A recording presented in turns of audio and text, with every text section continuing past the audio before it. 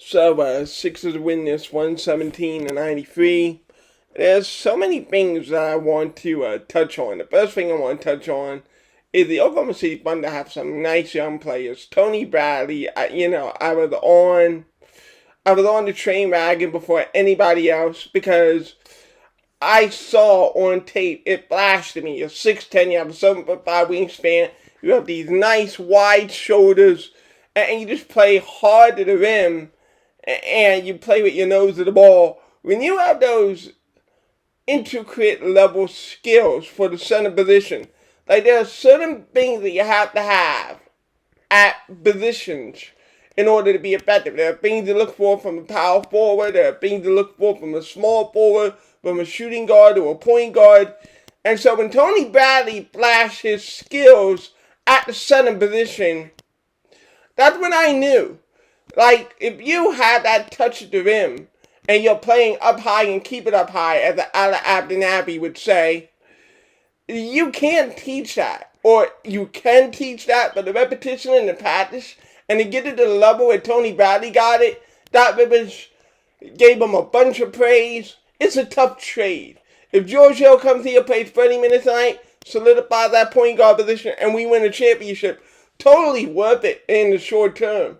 In the long term, losing a center like Tony Bradley had his bird rights, it's a blow.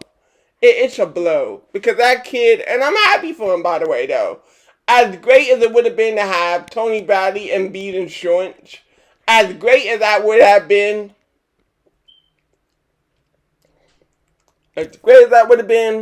Tony Bradley deserves a starting spot in the NBA. He showed it again today. Got his first double-double in an Oklahoma City uniform. Played really well for Oklahoma City because they're basically splitting minutes between him and another young player I like, Moses Brown. This is my first time watching Moses Brown, and you can see why he got all the rebounds that he gets, normally. Moses Brown, long arms. He's another quick twitch big man. And he has a great feel for the game, and they did a good job. And one of the reasons they were able to hang him out a little bit is because they did a great job on the interior, just sneaking through. And when you have both those guys, Tony Bradley and Moses Brown, both of those guys are just able to be quick twitch into the paint. And I thought that was big for them. And, you're thinking, can one of Tony Bradley or Moses Brown truly extend his range to be able to play one at power forward? Because it would just suck. You have two frontline centers, and both of them are high level. Well, I get Tony Bradley, I feel more confident about saying high level. I haven't seen enough of Moses Brown, but having seen Moses' stats, I could say that you have two very promising big men at the center position. And, if the salaries work out, you might be able to keep both. But if I'm Sam Presti, I also want to cash out on that when the time is right to get the assets. Because both of those young guys are just great basketball players. I bought Theo Maldonian, 6'6" point guard. He's heady on the swivel. He's an experienced point guard, having played for France, international basketball. And you saw all of that today. In case some Oklahoma City Thunder fans end up watching this video, I want Oklahoma City Thunder fans to understand that I feel like you have a lot of talented young players. Lorenz Storch is a nice, heady defender. Ty Jerome really flashed in this game, and Ty Jerome showed Shake Milton the business in terms of just getting where he wanted on the court. And it's concerning a little bit come playoff time. Can you trust Seth Curry to play defensive basketball? Can you trust Shake Milton to play defensive basketball in the playoffs? Now, give credit. Here's someone who I thought really competed defensively. Furkan Korkmaz, 5 steals. Holy hell. If Furkan Korkmaz could play defense like that, he'll always be in the rotation. I thought that, he was getting beat, but he was still trying. And because of that, he's able to stay in the hip of the player, able to deflect a couple of balls. That's all you need, Corky. Don't let yourself get totally beat. Still being a player to be able to make something happen. Quirky with the defense, more than the offense. Obviously, once we were able to blow them out, you're able to chuck up a couple shots and they go in. I'm more impressed with the fact that Berkey wasn't the worst defender on the court. I'm impressed. Round of applause to Furkan Korkmaz for his defense. I'm just starting with the stuff that I don't want to miss, because I feel like in my last couple of recaps, I focused on the one thing that grinded my gears, and we all know what that was. And that's a perfect segue into it. Ben Simmons played good tonight. And I want to be able to discern the difference. I want everyone to understand what it is that discerns the difference. A point guard, I mentioned this in the last video, a point guard sets the table. You're only as good as your point guard is capable of setting the table. Ben Simmons did a great job today setting the table. So what does that mean in context of the court? What does it mean when I say set the table? It means Ben Simmons doesn't run into a crowded area. It means that Ben Simmons keeps the ball alive, passes it out to Furkan, or passes it to Seth Curry, or passes it to Milton, and plays within the system. It's when Ben Simmons makes the right move for what the situation presents itself. And, kind of funny is that Mark Zumoff asked him about the offense, and Ben was like, I need to get a better feel for the game. And I 100% agree. I 200% agree. And that's what people don't understand. It's not about the particular points. It's about your feel for the game, and as long as you are the ball handler, that's going to be your responsibility, like it or not. We're not playing in 2000s where the point guard could be irrelevant with the ball in his hands.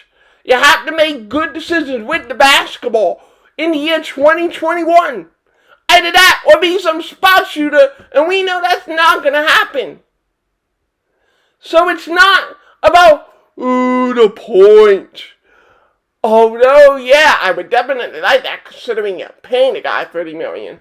So you would like, and let's just make that clear. That's more about Ben being at a level of the players that are in that category. Kevin Durant is getting paid that money. Kyrie Irving is getting paid that money, etc. and so forth. But I'm not saying be as great as them.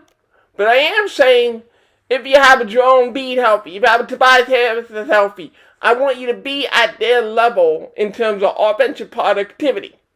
I want you to be involved in the scheme rather than be irrelevant and at worst not setting up the food. You are the point guard. I don't like it, but as long as that's your role, you've got to set the table. And what Ben did tonight was set the table.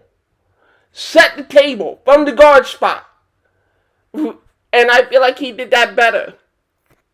Particularly, let's talk about the mid-range jump shots he took. And why, look, with all this stuff about the 3-pointer and everything, the mid-range shot is more important right now.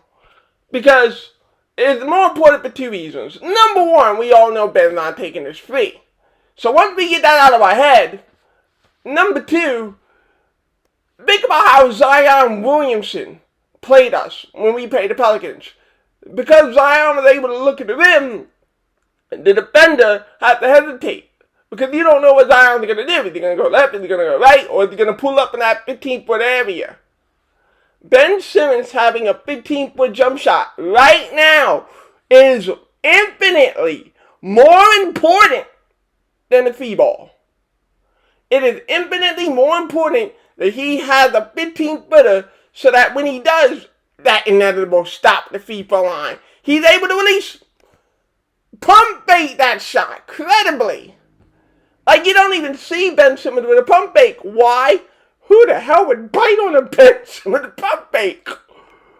But if Ben shoots these mid-range jumpers, and if he's able to knock them down consistently from mid-range, baby steps before you can walk.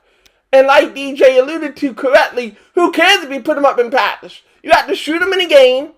You have to shoot them in the regular so that it becomes a part of your arsenal so that it feeds you up as a passer. He's able to take the 15-footer. He's able to pull up 15 feet. All of a sudden, that guy in the corner, he doesn't know whether to drift down or not. And if he does drift down, that skip pass that everyone loves, that skip pass becomes more available because he has a credible mid-range jump shot. So it's not about the accolades, Ben. I really, no, that's misconstruing it. It's not about the accolades. It's about making yourself individually a better player for the team. That's all this is about. At the end of the day, if he were not a ball carrier, if he weren't the guy initiating the offense, we would not be having this discussion because it would not be his role. He would not be at the top of the key or at the top of the corner. But he is there. And because he is there, these assets that I'm talking about are important for his continued development. If we don't want to focus on it, like I've been saying, put him in power forward. Put him in power forward then. Then it's not a concern. If he's a power forward, it's not a concern. But if he's at the top of the key, that ability from 15 feet, or that ability to drive and finish instead of driving, I don't know, and throw it away. His ability to read the floor, like he himself said, I want to reiterate that. Ben Simmons himself said, I have to have a better feel for the game. That's what this discussion is about. Not the point total, not the number, your ability at point guard, and it matters. Because you're not always going to play the Oklahoma City Thunder. You're not always going to play rebuilding teams, especially in the playoffs, obviously. So playing the position and executing at the position, that is what we are discussing. Not fantasy numbers. It's the effectiveness at point guard. That is the issue. And tonight, excellent. You took the shots that were available. You didn't throw it in the crowds. You got the starting lineup orchestrated into the offense. And that allowed everything else to flow. You know, Joel Embiid did a much better job beating out a double team. So yeah, Embiid himself improved. Passing out a double team much better. Not rushing into it. But it also helped that the floor was set up. I really do like Matisse Thybulle, and sometimes even Furkan Korkmaz in the starting lineup. Matisse Thybulle just played better with the starters for some reason. More aggressive on defense, more aggressive on offense. And I do like the idea of Furkan Korkmaz to the point where you do have to mix him in with regulars. Understand that Furkan Korkmaz individually will never be a great defender, but if you're pairing him with Ben, and if you're pairing him with Matisse, and you're pairing him with Joel, you can live with it. Like, there's a difference between individual defense and team defense. Individual defense is going to suck, but if you're committed to the game plan, you can be solid on your team defense. And that's what happened with Furkan Korkmaz. That's why we keep seeing these young kids, when you play them with the veteran starters, you get more and more production. And it's something, I know it's a late structure of the season, but it's something that I would like to see in terms of, you know, staggering the rotation, allowing these bench players not to play with the entire bench, but to play with a Toby at times, to play with a Danny at times, a Joel at times, so that their job becomes easier. Furkan's job becomes, oh, I just have to shoot the ball from the outside because I can trust Ben Simmons and Joel Embiid with play creating. That makes my job easier. So I would like to see Doc Rivers evolve the rotation to not put in the entire bench all the time. You know, and what that really means is no more Mike Scott. Although, this was not a Mike Scott slander game. He actually hit some beats tonight. And I feel like this. Defensively, we held the Oklahoma City under 93. And Doc Rivers said it himself. Even with Zion's exposure, 101 points to the Pelicans, we could have easily come out 2-0 if our offensive execution were better. And namely, like I said, running the table, the point guard. Point guard is really, that saying did not come from me. Setting the table. Ben Simmons set a sloppy table yesterday. Tonight, he set a great table. And that's the key. That's what we need out of Ben. You will probably hear it from Doc Rivers. If he heard me say set the table, he'd say exactly. It's about setting the table. We had a bad table set offensively yesterday. Had a great offensive table today. And that's what I'm looking for. I'm looking for you to set the table. You set a great table today, and I want you to set the table against good teams. In fact, it's more important against good teams. More important, take the shots that are there. But if there aren't any shots there, don't run into a crowd. Give it to Seth. Give it to a George Hill. Or give it to whoever with you in the backcourt. and trust the offense, trust the play, trust the situation. If Joel Embiid is posting high in the post, you throw it to a Joel Embiid.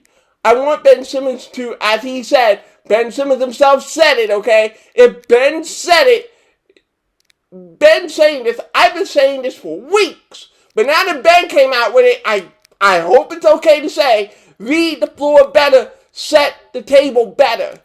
And he did that today. Okay, I just want to explain what it means and why I've been saying point guard for a long time now. Yes, you lucky you escaped Knicks. Yes, you lucky you escaped Lakers. But that doesn't mean that level of play was ever acceptable if you wanted to go as far as you wanted to go. And that's all. But great game tonight.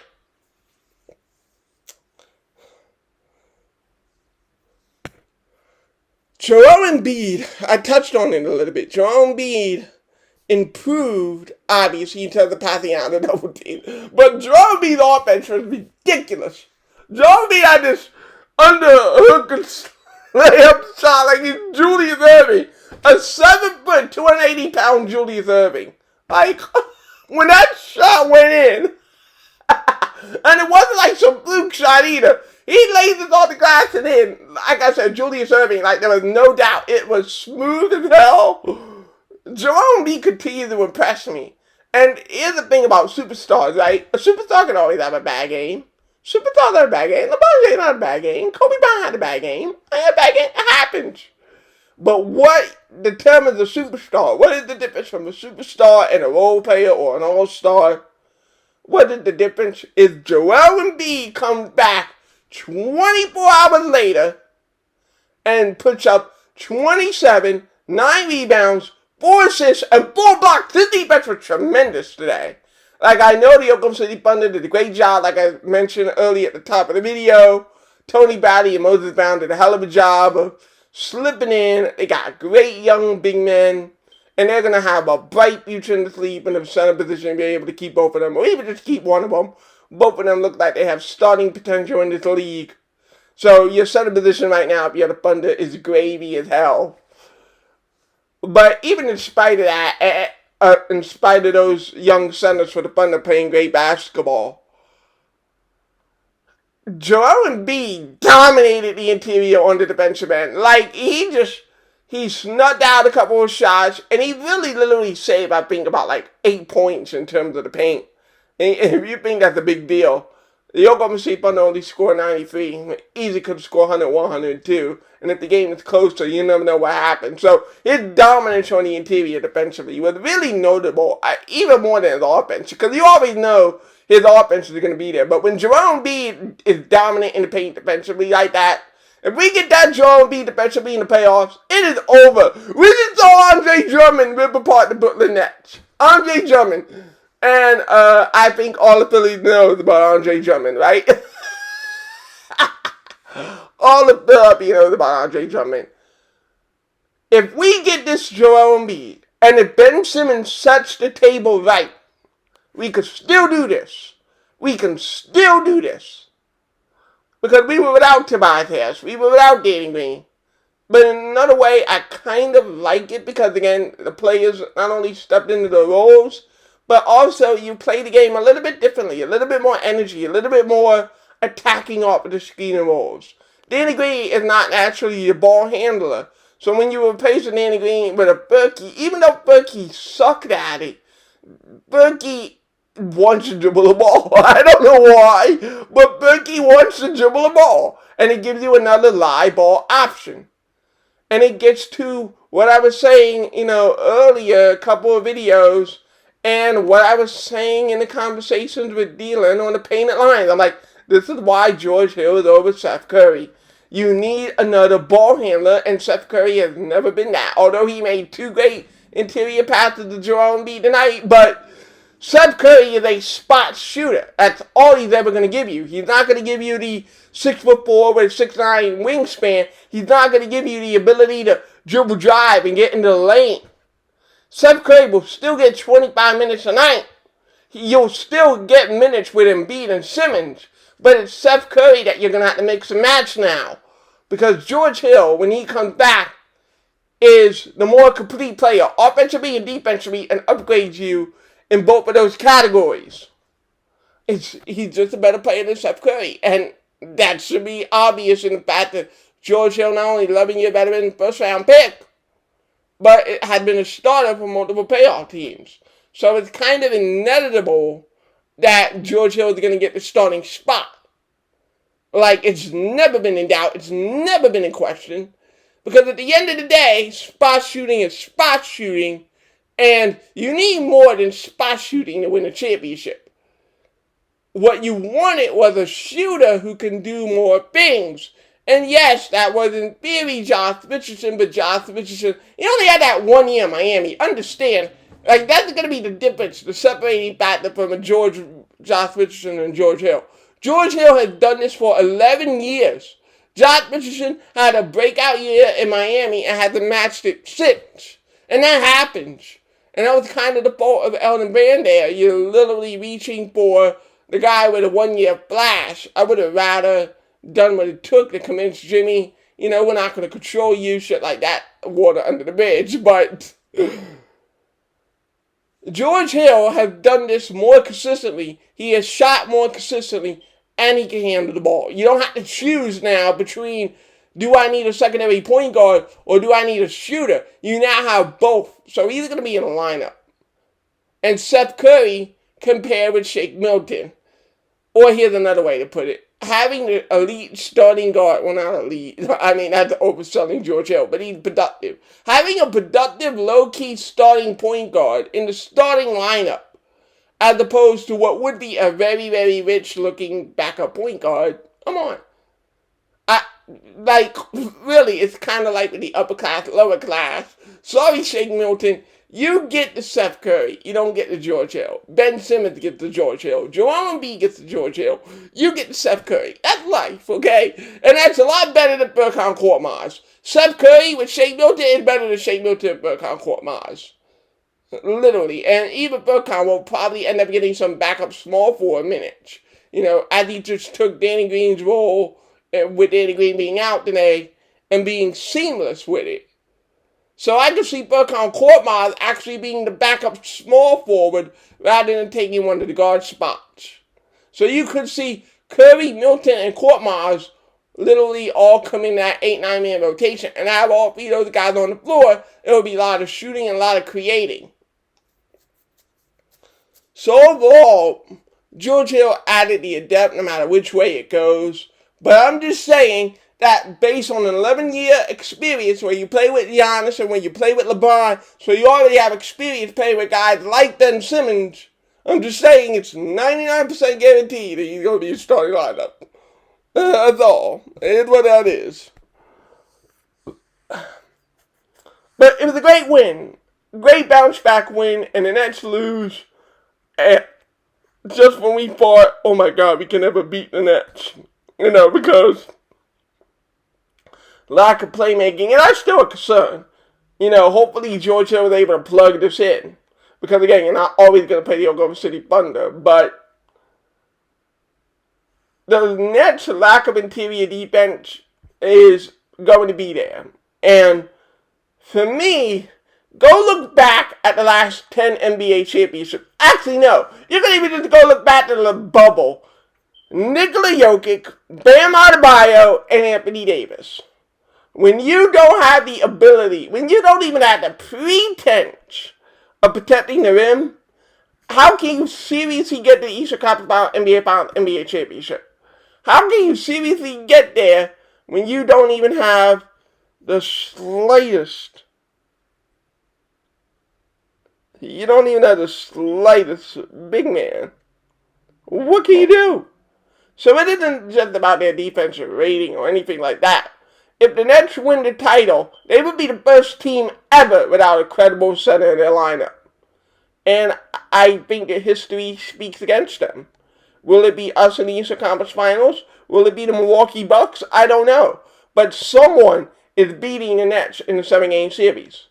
Because that someone will have the ability to play decent in the rim, and the Nets have the worst interior defense in basketball. That they can't protect the paint. Their perimeter is solid enough, or was solid enough. I feel like Nash doesn't understand what guided you there. What guided you to where you were, besides the soft cakes? Well, what guided you there was Bruce Brown defensively, Olivier Johnson defensively, and I don't even know if they re-upped it. I don't think they did. That's going to come back to bite them. If they start phasing out the young players and start with Aldridge and Griffin, they're going to realize too late, oh my God, these defense-first role players is what we really needed with the scorers. We already had enough offense, but we needed the role players. We needed the lunch pail kids who were just rebounding and hustling for us. Because Aldridge and Griffin, that's not stopping Embiid. That's not stopping Embiid.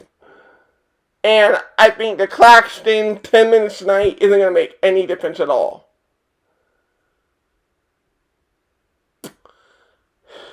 You still have to see with the offense, but...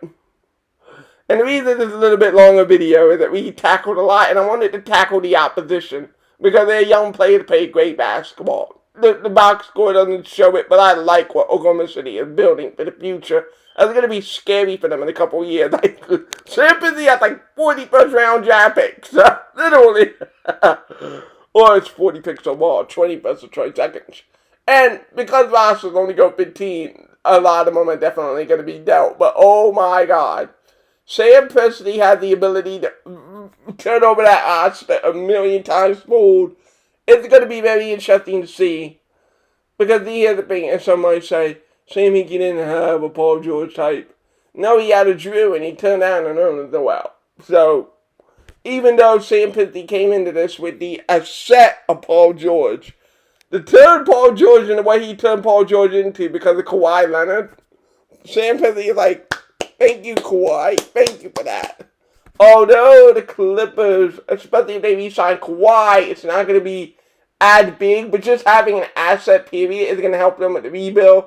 So good on the Thunder, and that rebuild out there in OKC, speaking to the OKC fans, if any of you see this video, I'm intrigued. I'm intrigued by what Sam Presti is able to do. And, and your head coach.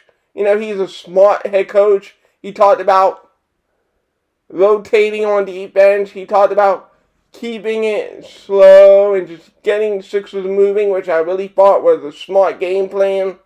When you get better players with that young rookie head coach, and as he gets more experience, that's what I had hoped that Brett Brown was. The Thunder head coach. I wish that Brett Brown had that kind of eye in the modern game. If we were going to have a rebuild with a young rookie head coach, I would love to have a rookie head coach like the Thunder head coach, Mark, something his name is, his last name is too long. No disrespect to the guy. I just thought he was a great head coach. I feel like the Thunder have a great rebuilding situation. So yeah, props to you guys. And then for us, our next opponent is the Dallas Mavericks. And they're a little bit hot lately. But we all know, back in Philadelphia, right, we could take them. If we play hard, and if we set the table, we could take them. We could take them. Sixers of the Universe, signing off. Peace.